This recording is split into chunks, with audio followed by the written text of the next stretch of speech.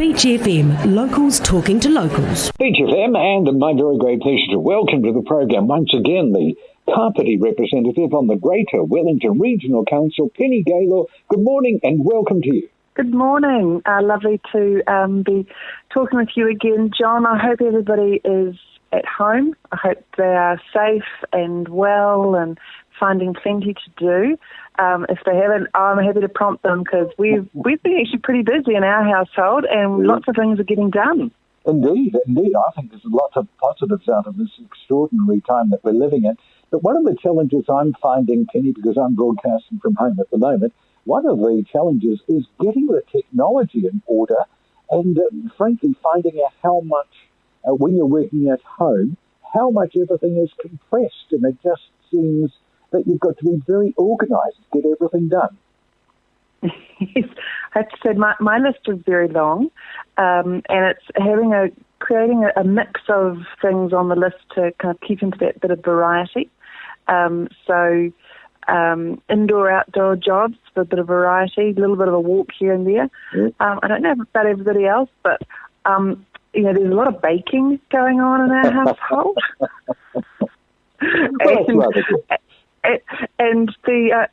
I actually just jumped on the scales this morning and discovered the consequences of all this baking.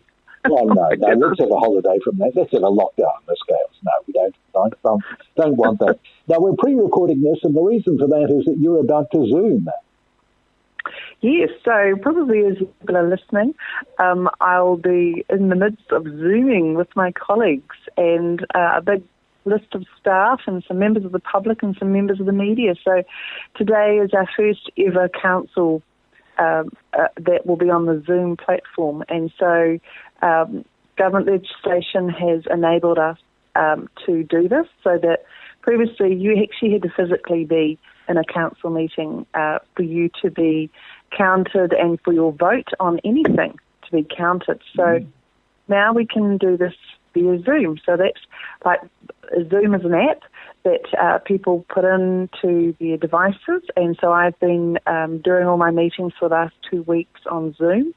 Had a few fun ones with friends as well, which has been quite cool. Which in these times you actually also need a bit of a laugh, don't we? We do. And staying connected with the people who give us the best laugh.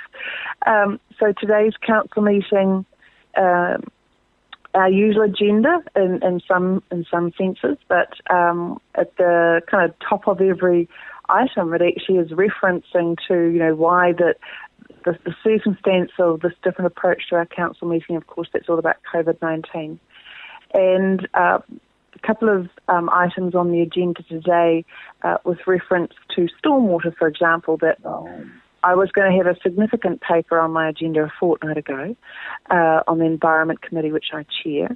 However, because we then were going into lockdown, we had to postpone that certainly for this rotation. And so we've kind of brought it into the council meeting. And so that stormwater paper is particularly about, or reference to, people have been watching in the media, that the Whare Bay residents have raised an issue about stormwater discharges, unplanned discharges from the Wellington City stormwater network going down the local stream and into the water at Whare Bay. And this has been going on for some years. And so this is one of those things where it's an example, a very recent example that's been stirred up of the Wellington City water network that is, I guess, to be blunt, is crumbling. Yes. You could think about all the different kind of things that could go wrong. There's kind of an example of all of them. Indeed. And then, it's not being harsh, I'm just trying to be factual. Having worked in a TA that, at KCDC, where is a high growth area, a lot of investment went into new water, the stormwater network, and piping water into a house and then piping whatever out of the house. And so, some very challenging times ahead for Wellington City, and now we have, the economic situation that is going to be really tough decisions for Wellington City Council. Anyway, our end of the business is, we work in partnership with TAs, but then there's that point at which we go, and now we're just going to be the regulator. And we have to make sure you are sticking to the rules. And the rules, I have to say in this area, it's part of our kind of discovery at the moment as regional councillors we are in a process of change around those rules. And so getting it clear in our minds as councillors is what part of what this paper is that's come forward today, which was some work I generated as chair of the Environment Committee. And, we want to get a handle on what is it that we can do, but in the future we'll be able to do more. But what our regional council did in the last few years is actually make it in terms of timing it as a step change, because you can't say, put in new rules and then say to any council, right, from next week we're going to have rules that are 10 times harsher on you, so you get a week to sort it. That's not what's happened. So, reasonably, regional councils put in new rules and given councils that kind of a window of 4 or 5 years to get to up to grade on in that regard, and then the higher grade down the track again. However, you kind of get to the point where you're kind of going, well, are you actually working towards that? So you've got to be working towards it. So we can't expect them to be having had it sorted quite by now, but we want to see them that they're working towards it. So as people are listening to this, hopefully we'll be debating around the council table a recommendation that I have put forward as I say, as chair of the Environment Committee that I've circulated with my colleagues. We'll debate it today, and that's about us exploring. I want to see from officers a report to us that tells us really clearly what are our next steps if we're wearing just our regulator hat. Right. And we have to get a little bit more okay, partnership was great. We're still going to be working in partnership, working through all this together. But then there's this other part of our business that says, and now we have to, put the line in the sand, as they say. Indeed. Now, this paper that your committee has generated about these unplanned discharges into Awhira Bay, etc., was that all generated remotely? In other words, yes, had it been generated with people in their own little bubbles? Yes, own little bubbles. So there had been a paper that had been drafted and not publicly circulated prior to going to lockdown. And then with, because it was to be a meeting 2 weeks ago, some more things changing, some thinking evolving around, how we kind of present that, more information that might go in there. So, it's kind of, the next iteration of some work that had started in recent weeks, because it was a meeting prior to that, my very first Environment Committee, where I pulled this in as an oral update around the Awhira Bay situation, just because things were kind of moving quite quickly. Since that very first meeting, Wellington Water has found 6 spots where there are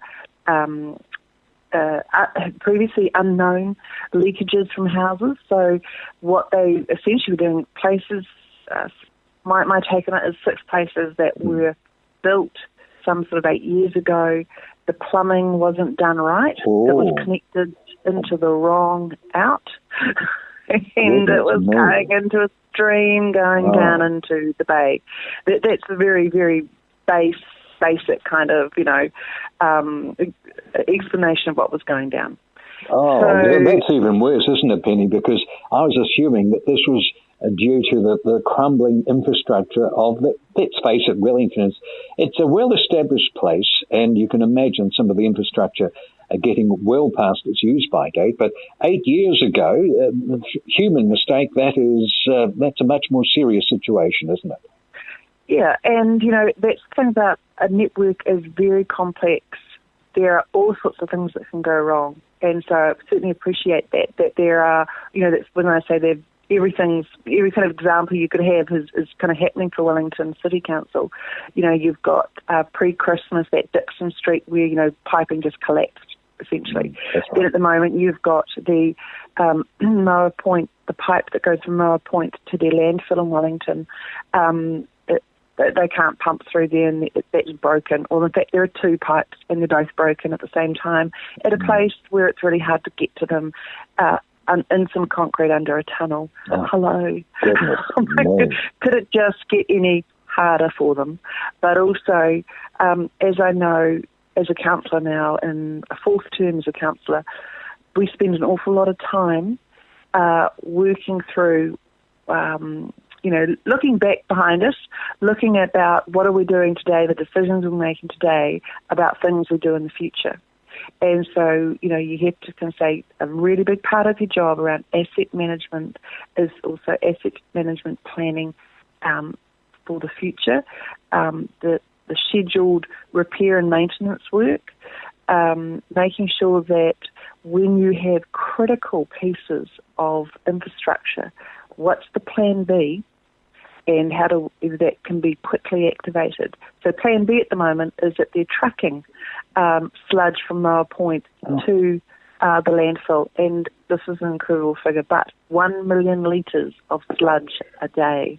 Goodness me. So I'm kind of like, you know, it's so difficult not to kind of comment on other people's business, but as I say, as a regulator, it becomes our business when they then say, oh, well, maybe an option is to pump it into Cook Strait. For me, as a councillor on the regulator council, no, that's not the option. Penny, I can't believe you even said that out loud. Indeed. Penny, do you suspect that with the amount of work that has been done in the new paradigm, in the lockdown period, do you suspect that we are entering a new way of working, that what we are now exploring could become business as usual in the future? Yeah, and I think it absolutely, what we're showing is that it can become the way of doing business in the future. I don't think it's the way we want to do our business entirely in the future because, you know, yes, it's kind of quite good. And I think what a lot of people will find is, A, the technology will get ironed out. Firstly, most people were up and running pretty quickly, actually, on technology. It's not ideal. You know, I'm having some technology issues this morning in preparation for my council meeting, and I've got this sort of sea of computers. I feel like I'm grabbing my son's computer for something or other, and got my iPad, and then I'm on the phone with you, and something's gone down, and, you know, it's all a bit curly and stuff. But what we are showing is that we can do it. Then I think the kind of the step process in human thinking is, do we trust one another that our colleagues can be at home and doing the work? So we'll kind of get over that as well. So I think that we'll then find the kind of the new iteration of it when we get back to whatever the normal is going to be in the future, is that a chunk of work might happen independently at home in isolation, but as human beings, we don't want to actually be isolated. We don't want to feel that we're isolated. Yeah. And we certainly, that much more preferable than doing a Zoom council meeting is actually sitting around a table with colleagues and with staff in the room and doing the business like that. Far, far better, I believe, after years of sitting around a council table, to really understand and see how people are thinking and feeling and about stuff, and you know, you get a lot still of body language, you know, comments to the side with colleagues as you're kind of working through the nuances of a solution. So, you know, there are certain bits of your business that will always be far better to do in person. But yes, there is a lot of work we can do. You know, what I've been finding is these Zoom meetings I've been having, we had an all-councillors workshop or an all-councillors meeting that was just about stuff to kind of share our thinking on things. You know, those things actually can work pretty well on a Zoom kind of platform. Yeah. I think, you know, I had a meeting with some residents of Kapiti Coast and a couple of colleagues, one from the Hut and one from Wellington City the other day, all the five of us there were 6 of us because of the staff member as well, 6 of us on the Zoom platform. And it worked really well. And it was actually really easy to schedule quite quickly a meeting to fit with everybody because we didn't have to allow the travel time getting to and getting back from this meeting. So that was actually really efficient with our time. Excellent. And therefore costs. And also saving the carbon as well, which is another environmental aspect, which I think is going to become more and more part of the equation.